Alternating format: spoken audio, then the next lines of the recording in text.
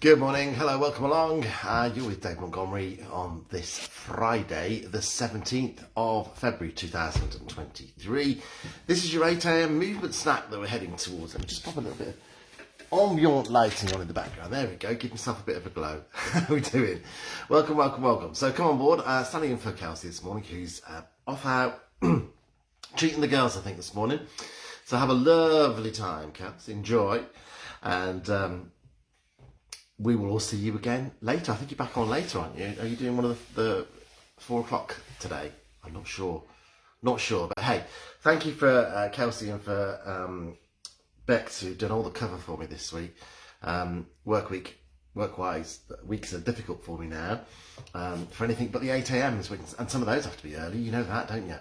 Anyway, let me have a quick clean of glasses so I can read the comments that are coming in thick and fast. Good morning to Mrs. Perry. How the devil are you? Good to see you. Good morning to Dawn. Been refreshing your Facebook page for 4 minutes. I had to do my granddaughter's hair just quickly before she went to school. So hence the lateness of coming on. I was ready to come on a couple of minutes ago. Maddie, good morning to you. I couldn't find you at first. I'm here. George, good morning to you. Power cut 20 minutes ago. Hopefully everything is restored now and you're back on, up and running.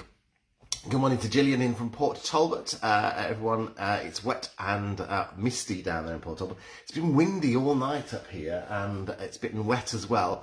So wet and windy. George, it can't be 8 a.m. already. I thought I'd got a couple of minutes before I could go. Perhaps my clock's running slow again.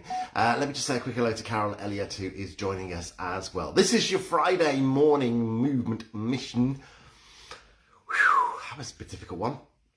And this is our get up and go type movement snack. So this is where we mobilise the body, we energise it, we get it ready for the day ahead. Now, Carol, good morning to you. Sue Tilley, good morning to you. And Vivian Dickinson, good morning to you as well. I'm going to swipe the comments off at the bottom of the screen. And I am going to go whoosh, whoosh, bing. Good morning, everybody. Welcome along. You're with myself, Dave Montgomery from Later Life Training. Today is Friday. It is the 17th of February 2023. This is your 8 a.m. movement snack. As always, are we doing it seated? Are we doing it standing? That's one of our choices.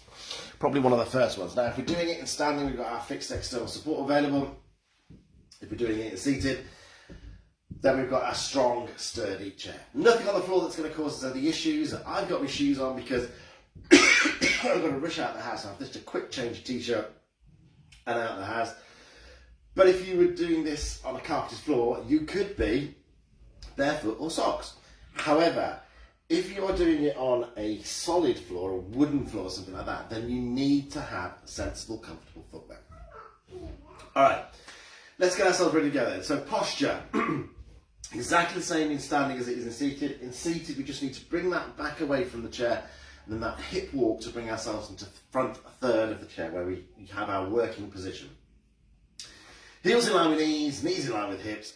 Lift and lengthen to grow a little bit taller from here. Add a couple of extra inches to your height. Bring the shoulders up, take them back and press them down so we've opened up across the top of the chest and the rib cage.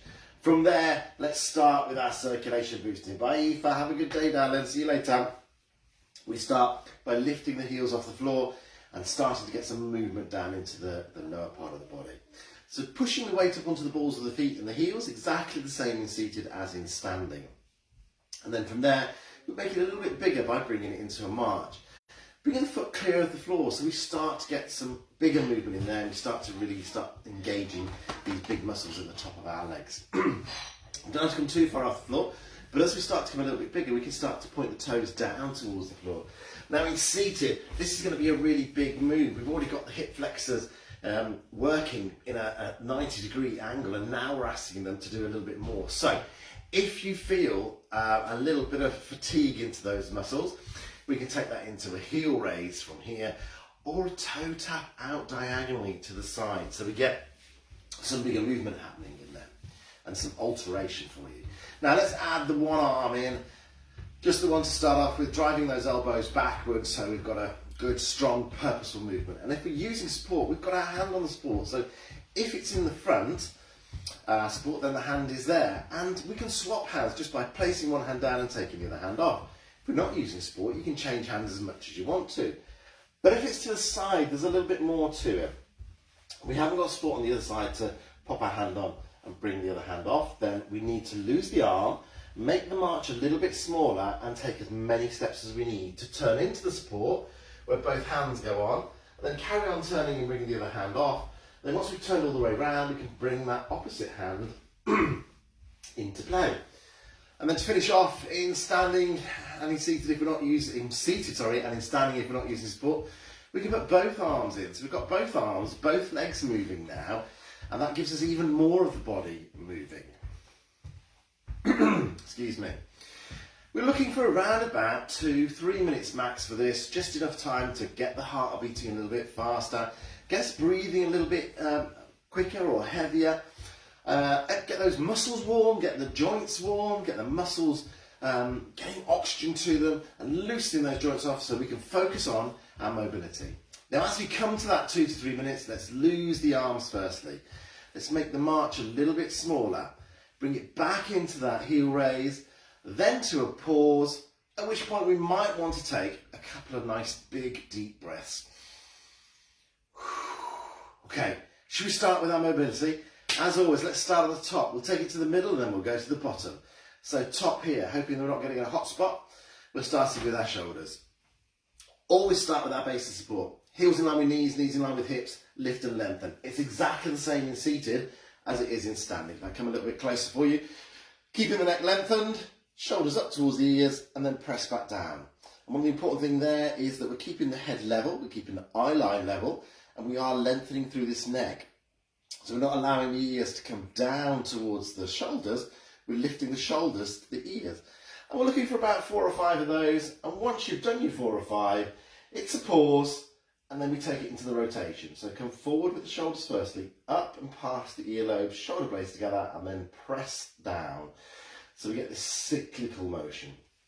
Now slow and controlled here, so we can get every part of the shoulder engaged and we can try and get that best range of motion that we can.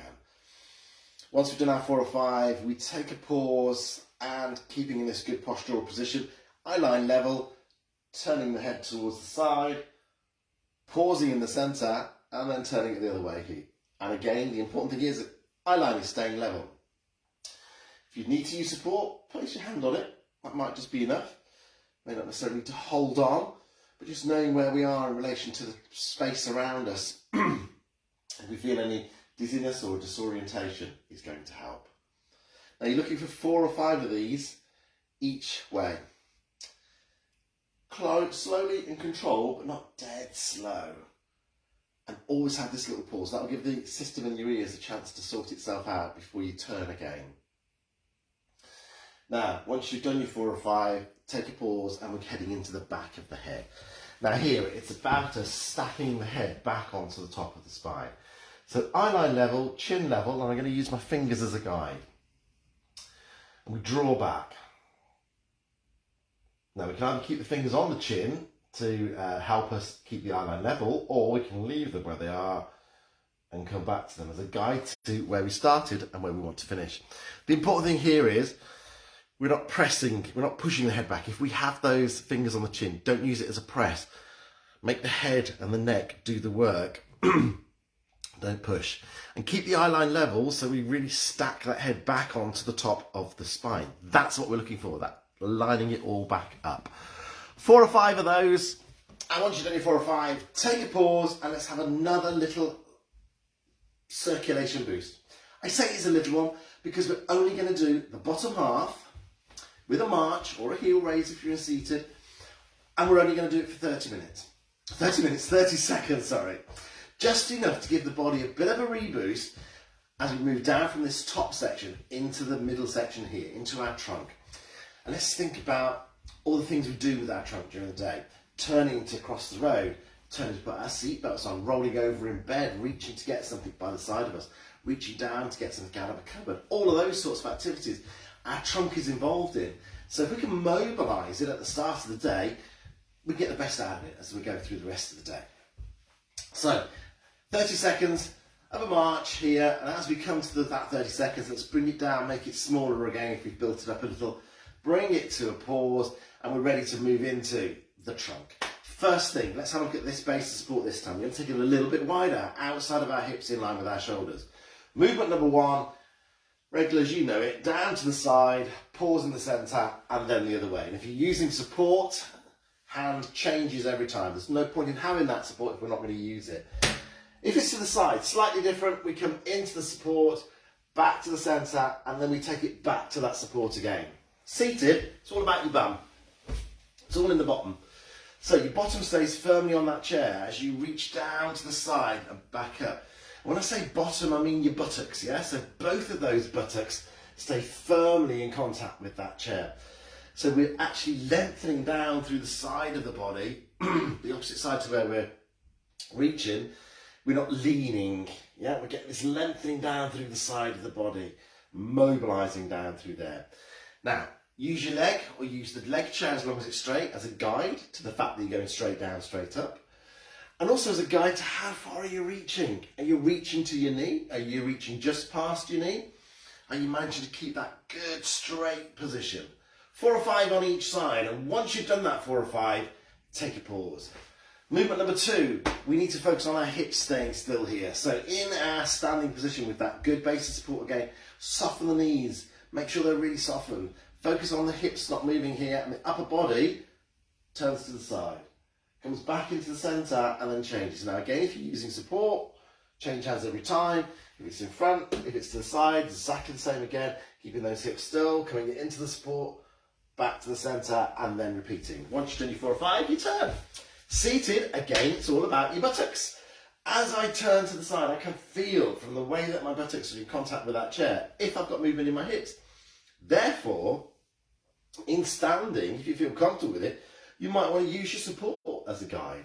Pop your bottom against it or pop your hips against it. Now, if you feel them coming away from the support as you rotate, it's going to tell you you've got movement into those hips.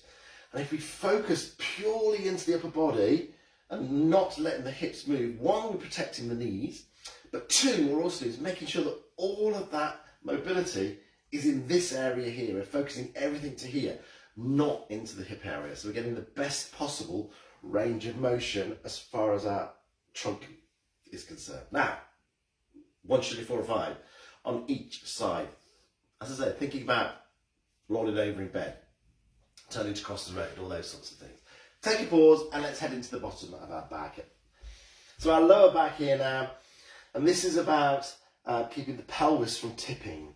So again, those softened knees, eyeline is going to stay level, lifting the chest and then extending. Focusing on the pelvis staying still, back in and release. So again, lift the chest and extend. So once more, you might want to use that support to give you that contact information, because again, seated, I can feel through my bottom and the top part of my thighs whether I'm getting any movement into my pelvis. So get that sensory input. Now, eyeline is staying level, so you're going to give yourself a double chin again, like we did with our head drawing back. But that's fine, doesn't matter. It's getting a good range of motion into your lower back, and certainly if you have any lower back pain, you might have slept funny or anything like that, this is going to help as far as that is concerned. Once you're doing 4 or 5 of those, take a pause and we're into another circulation booster. We did bottom half last time, so hey, let's do top half only this time. Driving the elbows backwards, making it purposeful. 30 seconds again, just to get everything moving once more, get that circulation boosted before we head into our final trio. It's our ankle, feet and toes. Now, if you're in seated and standing is not on your radar, this might be the point at which you want to go over one of the trunk movements again, or have a look at that head and shoulders area again. Choice is yours. Otherwise, you can come with us as we head into our ankle, feet and toes. Now, as we get towards that 30 seconds, let's bring this down a little, make it a little bit smaller, and then bring it to a pause. Let's head into ankle, feet and toes. Now, in standing, have some support available, right? Let's focus all of our attention into the movement into the ankle, not into balancing, okay? The leg that's not going to move, the knee is softened, the eye line is going to stay level eventually, but you might want to look to start off with as you put your toe on the floor, and then you lift and put the heel in the same place. So it's not a forward and backward motion, it's a lift and a place, okay? Now, while we've got the heel on the floor, let's splay the toes. As we come on over, scrunch the toes and then point them down towards the floor. 4 or 5 on one side and then turn and change to the other side. Seated, we can do that same movement. We just need to adjust a little bit to give ourselves some range to do within, so we can get the best possible movement in there. Again, ankle, floor, toes on the floor. Splay the toes, scrunch them, point them. Or take a little arch on back. Sit in your back of your chair, but don't lean back into it. Sit tall, still activate into this trunk area. Extend the leg away in front, bring it off the floor, about 1 inch, 2 inches. It's not up here, it's not about strength, it's down here. Point the toes away, and at that point you can flex the toes, and then bring the toes in towards the shin, so we get that movement as if the ankle's on the floor. So we've got that point, and we've got that flex, okay? Now here, also, if you need to, pop your foot down. In between every move, in between every couple of moves, whichever works for you. Don't feel you've got to hold it up there the whole time. Have a little rest if you need to. And once you do 4 or 5 on one side, reset, take it back out, and away you go again on the other side. Finally, in our standing position, we can take this to a few little steps through. So stepping through onto the ball of the foot, rolling through onto the heel, rolling through onto the ball of the foot and then onto the toes to give us that stepping through motion, which is what that heel toe strike is all about. That is our walking, our good, purposeful, thought out walk. It's our foot placement. Okay, listen, that is your Friday morning movement snack for this 17th of February. Go forth, have a great day. Stay active, stay mobile, keep moving, keep crowbarring additional activities in as well. And I will see you tomorrow. I'll be back with you at 4 o'clock tomorrow afternoon. Have a great day, everybody, and I'll see you real soon. Toodles.